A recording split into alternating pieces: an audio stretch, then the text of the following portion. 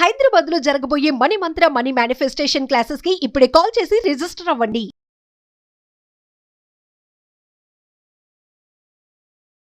Hello Ram sir. Hi Nagaraju. చాలా మందికి ఈజీగా దొరికేది నాకు విపరీతంగా కష్టపడితే తప్ప దొరకట్లేదు. ఎందుకలా? ఇది ప్రతి ఒక్కరి మనోభావాలు సార్. ఇవన్నీ మనసులో ఉండేటువంటి మాట. ఎందుకు అలా జరుగుతుందంటారు? ఎదుటి వాళ్ళు అందరూ చాలా సంతోషంగా ఉన్నారు, అనుకున్నది సాధిస్తున్నారు, నేను మాత్రం ఎందుకు వెనకబడి ఉన్నాను, ఇట్లాంటి ఫీలింగ్ ఉన్నవాళ్ళని వాళ్ళకి సిండ్రోమ్ అంటారు. ఈ సిండ్రోమ్ ఏమంటారంటే why me syndrome. Why only me, ఇది నాకే ఎందుకు ఇట్లా జరుగుతుంది. ఇది వీళ్ళ ఆశ్చర్యానికి అంతులేదు. జీవితం అంతా ఆశ్చర్యపోవటమే, పైగా ఎదుటి వాళ్ళ సక్సెస్ని యాక్సెప్ట్ చేయకపోవడం కూడా. వై ఓన్లీ మీ అని. సో వై ఓన్లీ మీ అన్న సిండ్రోమ్ నుంచి బయటపడాలంటే మనం యాక్షన్ తీసుకోవాలి. ఏ యాక్షన్ తీసుకుంటే, మనం ఏం చేస్తే ఈ భావం నుంచి బయటపడతాం. ఎందుకంటే ఈ భావం ఉన్నంతసేపు నీకు ఏమనిపిస్తుంటుందో తెలుసా, నేను చేయదగిలింది ఏం లేదు, నాకు ఇట్లా జరుగుతూ ఉంది, నాకే ఇట్లా జరుగుతుంది. పైగా ఈ స్టేట్మెంట్స్ చాలామంది ఇచ్చుంటారు. ఎందుకో నాకు ఎవరు క్లోజ్ అయినా సరే దూరం అయిపోతారు, నేను ఏది కోరుకున్నా సరే అదే నాకు దక్కదు, నాకు ఏదైనా దక్కిందంటే ఖచ్చితంగా అది దూరం అయిపోతుంది. ఇట్లాంటి నమ్మకాలతో చాలామంది ఉంటారు. వాళ్ళందరికీ ఉన్నది వై ఓన్లీ మీ సిండ్రోమ్ అంటాం. And your life is a reflection of how you think.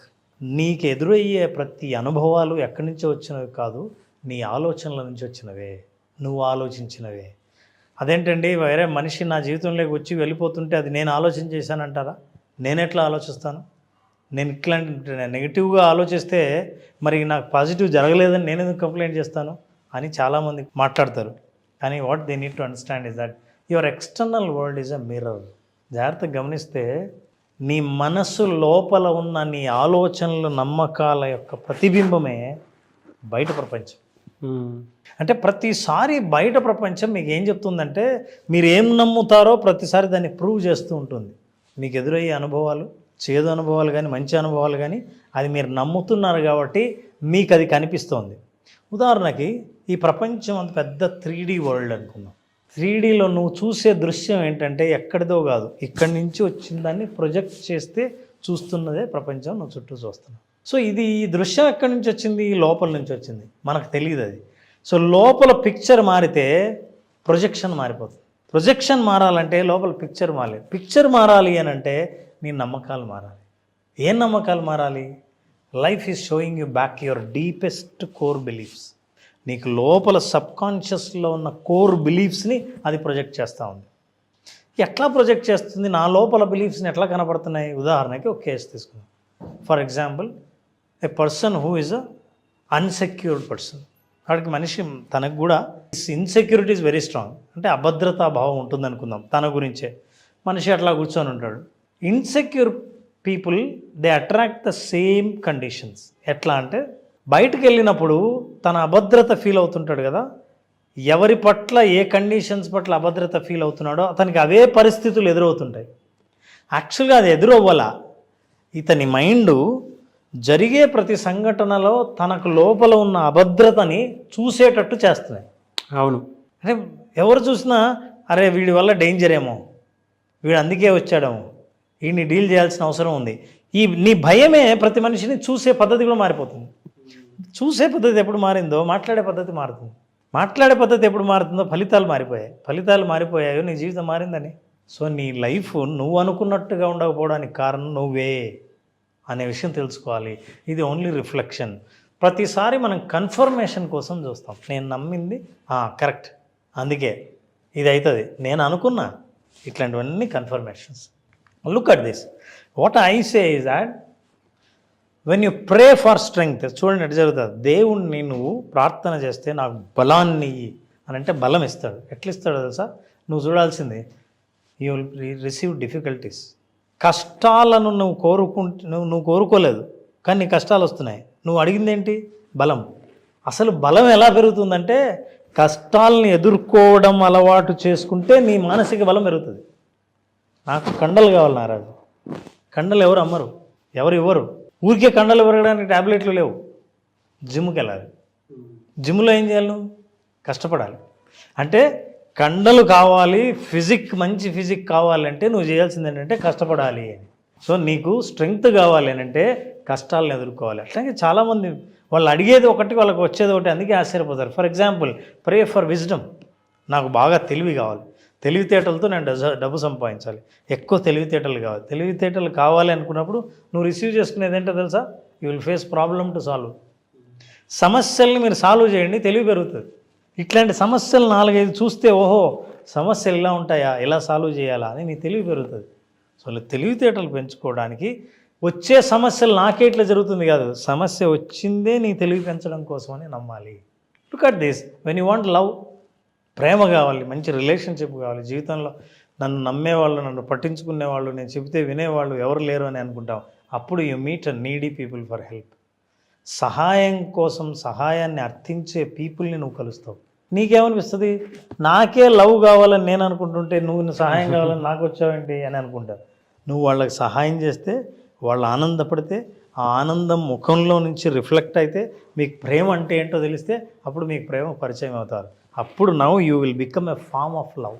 నా స్టోరీ చెబుతా, అంటే ఏం జరిగినా నీకు ఎందుకు జరుగుతుందో నీకు తెలియదు. ఓ యాత్రికుల బస్సు పోతుందంట. యాత్రికులు అందరూ కూర్చున్నారు.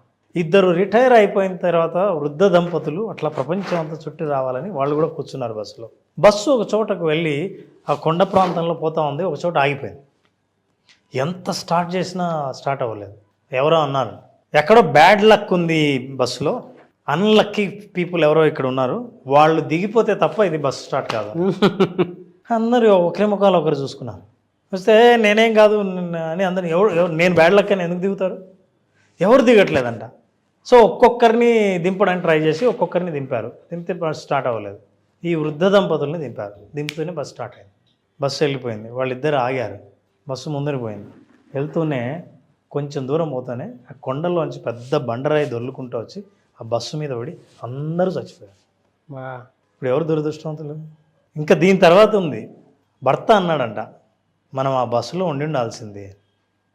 అదేంటండి అట్లా అంటారు? యాక్సిడెంట్ అయింది కదా, మనం ఆ బస్సులో ఉండాల్సింది అంటారు. ఏంటంటే మనం బస్సులో ఉంటే స్టార్ట్ అయ్యేది కాదు కదా, ముందుకు వెళ్ళేవాళ్ళు కాదు కదా, అందరూ బతికిండేవాళ్ళు కదా.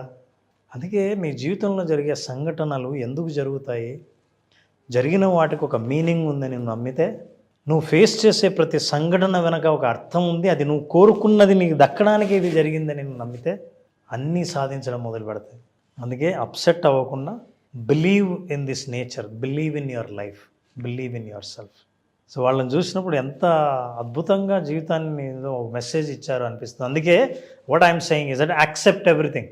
మీ దారిలో మీ మార్గంలో వచ్చే ప్రతి దాన్ని ఎప్పుడైతే యాక్సెప్ట్ చేయడం మొదలు పెడతావో, everything becomes your own assets. So for every one I have one suggestion, practice this and you will become very happy. What do you practice? Visualize. ఈ ఒక్క సెంటెన్స్ని అందరూ నేర్చుకుని, ఈ ఒక్క సెంటెన్స్ నాగరాజు మోస్ట్ ఇంపార్టెంట్. ఈ వీడియోని మీరు ఆఫ్ చేసైనా సరే ఒక్కసారి టైప్ చేయండి కామెంట్స్లో. Simple thing. ఇది ఎప్పుడు టైప్ చేశారో చేసినప్పటి నుంచి ఆ రోజే గమనించండి, మీ రోజులో మార్పు రాకపోతే అడగండి. I accept all blessings, opportunities, challenges. నాకున్నవన్నిటిని నేను ఒప్పుకుంటాను. I accept not only that, opportunities, అవకాశాలు, ఛాలెంజెస్, కష్టాలు అన్నిటినీ కమింగ్ ఆన్ మై వే, నా మార్గంలో వచ్చే ఎదుర్కొనే అన్నిటిని నేను ఎదుర్కోవడానికి సిద్ధంగా ఉన్నాను. And I believe they are all for my highest good. అన్నీ నా మంచి కోసమే జరుగుతున్నాయని బలంగా నమ్ముతున్నాను. ఏది జరిగినా చూడ్డానికి మంచిది కాకపోయినా సరే అది నా మంచికే జరుగుతుందని బలంగా నమ్ముతున్నాను అనేది అఫర్మేషన్. ఈ అఫర్మేషన్ చేయండి every day with visualisation. Wonders will happen in your life. Great message అండి. బిలీఫ్ సిస్టమ్ కూడా కొన్నిసార్లు నెగిటివ్లో పాజిటివ్ని ఎలా వెతుక్కోవాలి, పాజిటివ్లో నెగిటివ్ వైపు ఎలా వెళ్ళాలి అనేటువంటి దానికి ఈ వీడియోలో చాలా ఆన్సర్స్ దొరుకుతాయి. ఆ ముసలాయన అంత పాజిటివ్గా మాట్లాడాడు కాబట్టి ఆ మనిషి చావు నుంచి తప్పించుకున్నాడు. అంతే కదా. Really great sir. Anyway sir, thank you అండి. Thank you so much Ram sir. Thank you Nagesh.